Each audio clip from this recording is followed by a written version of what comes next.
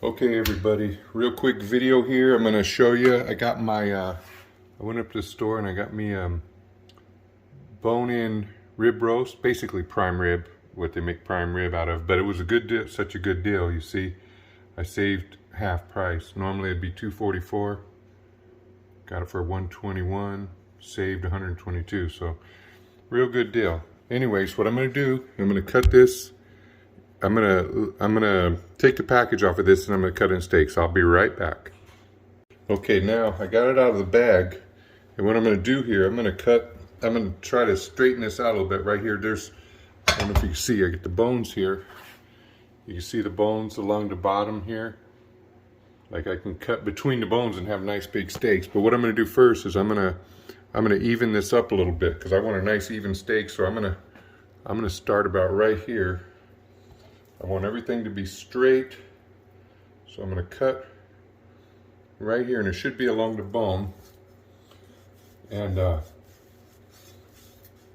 cut right down into it. Oops, let me get started here. Takes a second to get started sometimes.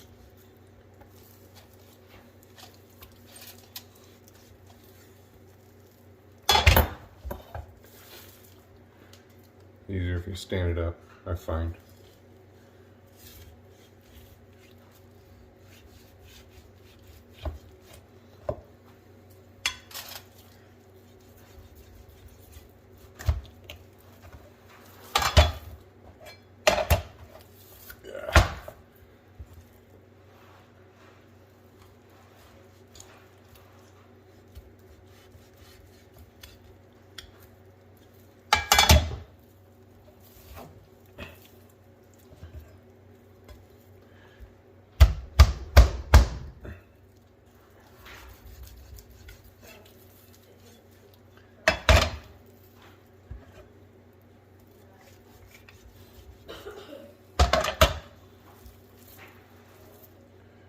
I'm going to use my chopper here.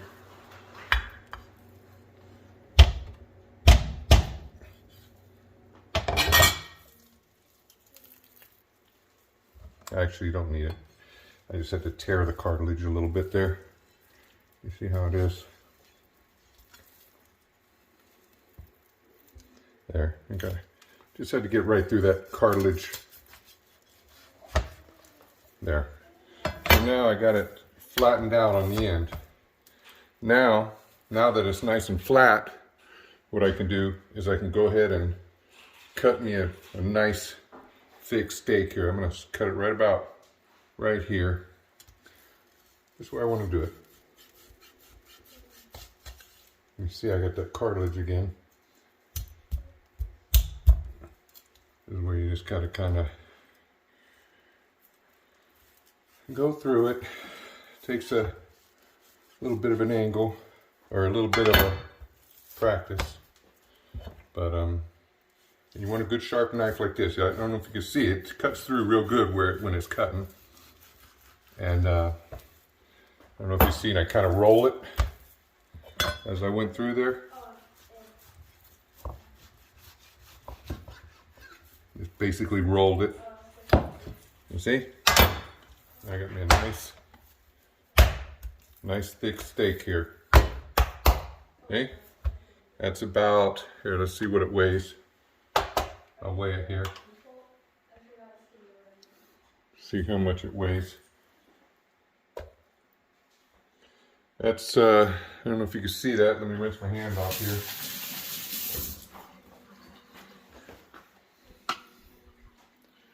About a 3-pound, 3-ounce. Nice big chunk of meat.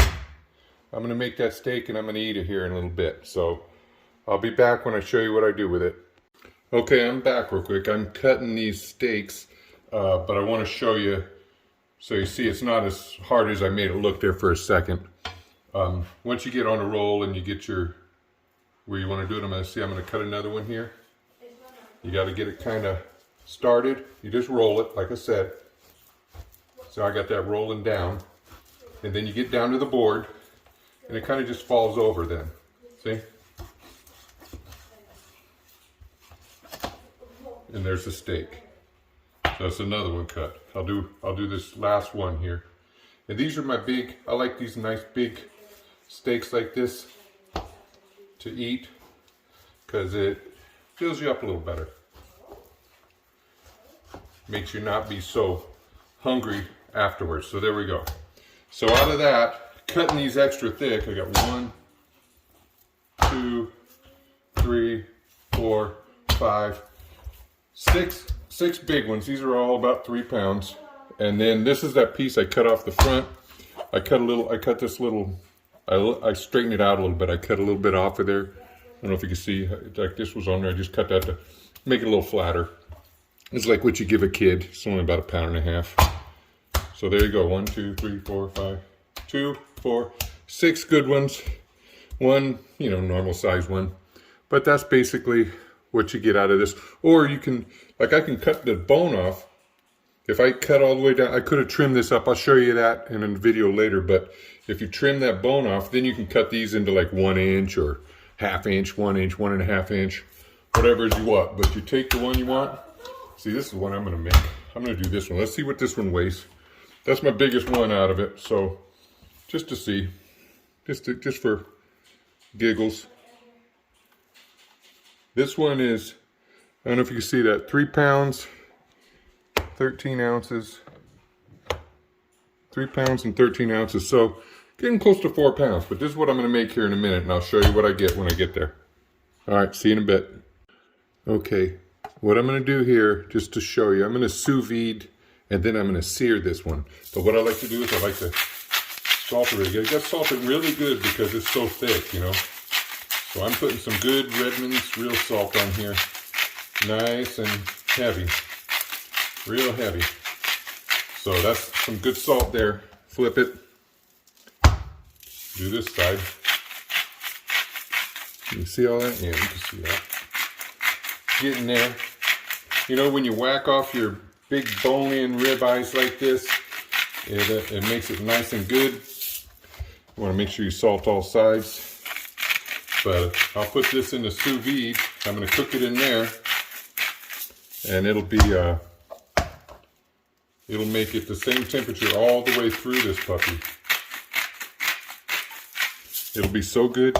I'm going to cook it about 130 degrees, and that'll make it nice and good. So I'm going to put it in I'm going to seal it up here, and then I'll show you that. Okay, here it is. I got it all sealed up. I got videos. You can look at my other videos and you'll see how I do all this vacuum sealing. But I got it all vacuum sealed up. I'm going to put this in the sous vide here in a few, and I'll show you that in just a minute. But here it is, sealed up, vacuum packed. Okay, here I got my sous vide started up, and I got that set at 130. I'm going to drop in my steak. I got it all wrapped up in there so it'll sit in there real nice. Let that cook. Let it go for a couple of hours. And we'll come back when it's ready to pull out. Okay, everybody, I'm back. Got the sous vide going here. I'm going to go ahead and pull it out now. It's pretty hot here. You gotta be careful you don't burn yourself. But this has been in here for, I'd say, about 2.5 hours. I'm going to cut it open. I put it in this other Ziploc because I want to make sure, I don't want to take a chance of it leaking, you know, leaking in there, which it usually won't, but hey, better safe than sorry. So, anyways, I got this here. Let me pour this water out from that bag. And then what I got here is my good steak. Pull it out. There. Now, as you can see, it doesn't look that great when it first comes out of sous vide because there's no char on there, right? Let me see if I can get you closer on this.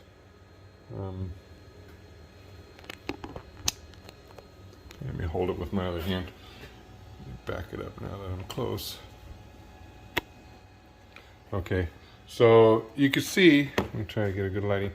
See, it looks like maybe, you know, a little pinkish still, but what I'm going to do now, I'm going to go away for a second, but I'm going to make sure this is nice and dry with a paper towel, and I'm going to take it outside and I'm going to put it on my sear box, my char box. It gets about 1,000 degrees, and put a quick sear on this. I'll show you that. I'll be right back. Okay, I'm outside here at my cooking station. You know my area where I got my grills. Yeah, here's my steak. I'm getting ready to put that on, and I'm gonna put it in my sear box here. I don't know if you can see the temperature on that. What that says there. It's kind of bright for me to see the screen, but it's well over 750. It's pegging out, hitting the little dial. And I gotta tell you, I bumped it with my little pinky one time, and even though it says it's over 750, I think it's probably closer to 1,000. So anyways, here, so hopefully you can still see that. Yeah. Okay, I'm gonna lay this on the grate here, and I'll get you another close-up when I get close, but here we go. Okay, there, I just laid that on there. That puppy's gonna start searing. Look at that fire come off of there. That's like 1,000 degrees, ain't no doubt. That's probably a good 1,000 degrees right there. Which we'll put a char on something. Gonna put a char on this. I'll flip it here in a few. I'm not gonna wait too long, but I can always flip it more than once. But anyways, here's the first flip over. Look at them marks. Tell me that ain't hot. When that puts a black sear mark like that on there, and I cleaned those grates just before I came out here. I scraped them pretty good. So that's putting a good little sear on there. I'm gonna let that go. And then I'm going to flip it again. I'll probably flip it 1, 2 more times. Maybe make those marks look like they're X's here in a minute. But I pulled that out of the sous vide a few minutes ago. I was running it at 130 for about 2.5 hours. I don't know if it got up quite to 130 in the middle. I probably could have left it in for about 3-4 hours and got it completely like that. But I like it more on the rare side.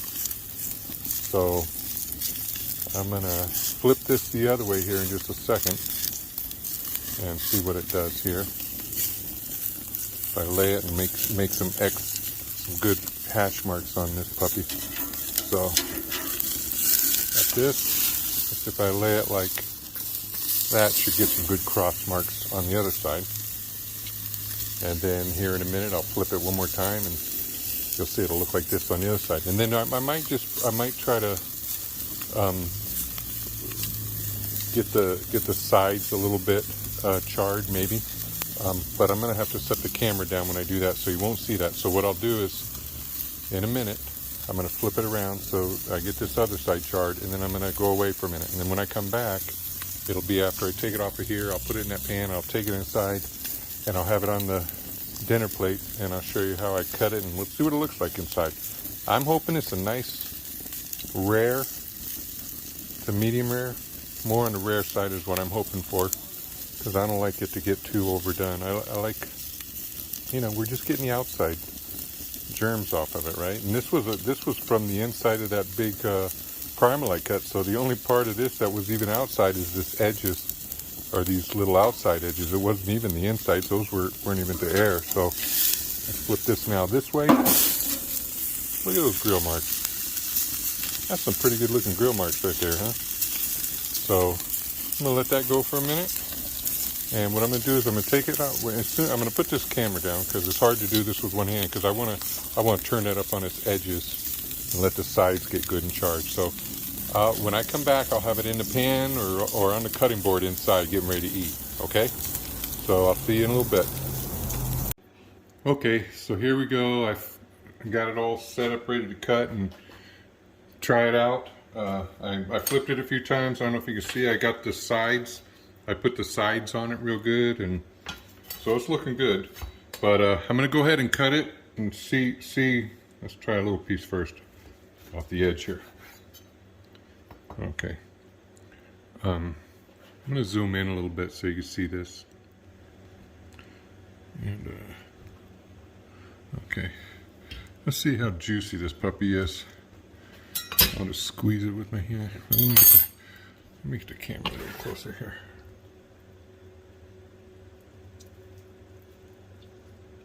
Yeah, you can see that dripping out of there? That looks pretty good. Let me cut another slice off of here real quick.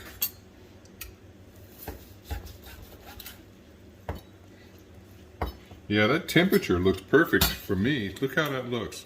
That's so juicy in there. And cut little pieces of this. Man, that looks good. See, and I don't have to let this rest because it's the same temperature all the way through. It doesn't have to draw back in. So I'm gonna try to eat this piece here. See how it tastes.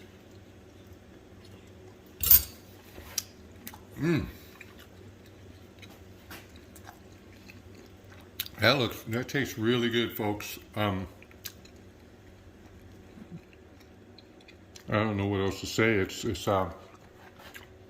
very tasty, very juicy.